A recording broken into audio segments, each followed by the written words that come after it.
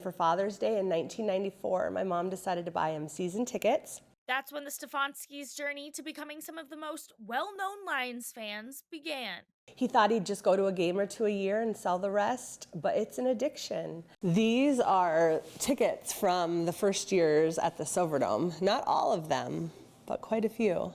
He always said this was probably the most expensive wallpaper in the state of Michigan. In 2008, Donnie Stefanski would be drafted and selected by Pro Football's Ultimate Fan Association, where he would earn the nickname Yooperman.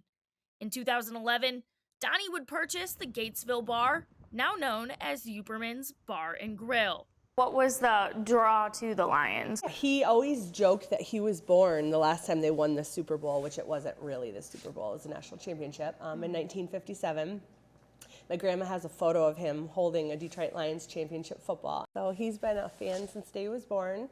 Donnie passed in 2019 at age 61. He hadn't missed a Lions home game in over 25 years. Now, his daughter Megan doesn't miss a Lions game, home or away. How much of game day are you thinking about him, or has that kind of settled a bit?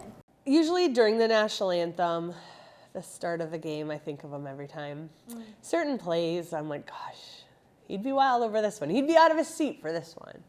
With her on her 5+ hour drives to Ford Field comes her dad's signature hat. She also sits in what was her dad's seat at Ford Field, Section 100, Row 18, Seat 14, in the aisle over the Lions tunnel. Though her dad is no longer with her in the stands, Megan is always surrounded by family. The people in my section have been sitting there almost the whole time. I know these people outside, like they donate to my charity, they came for my dad's funeral, we hug each other hello every Sunday. Like when you sit down in that seat every Sunday for 4 months, those people have become family. The words football and family have become synonymous for Megan, who is a full-time librarian and recently, and almost accidentally, a children's author. It was a little story about my dad and I traveling to games on Sundays and the friends and family we met along the way. Her book, Yooperman's Pride, Football is Family, was meant to be a gift for her friends that often come to her pregame tailgates in support of her charity of choice, Hospice of the EUP. And it just kind of spiraled.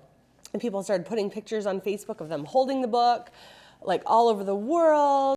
Through her book, Megan's love for football and the fans far and wide that have become family has been cemented for years to come. Has there been something that the Lions have taught you, you think? Loyalty. Being a Lions fan teaches you loyalty, how to be loyal.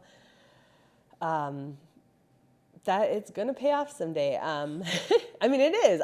And Megan thinks that someday is right around the corner.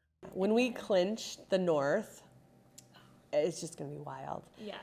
And it's going to be our Christmas present this year. Beating the Vikings on Christmas Eve means the Lions also secure a playoff game at home. The Lions last won their division and hosted a playoff game in the 1993 season, which means since the Stefanskis have become season ticket holders, they've yet to witness that feat for Detroit. I'm not going to lie, I will probably sit there in his seat and tear up the whole first quarter, just because it's going to be so surreal. And I'm so happy and excited, but part of you makes you sad that, people who never got to experience it.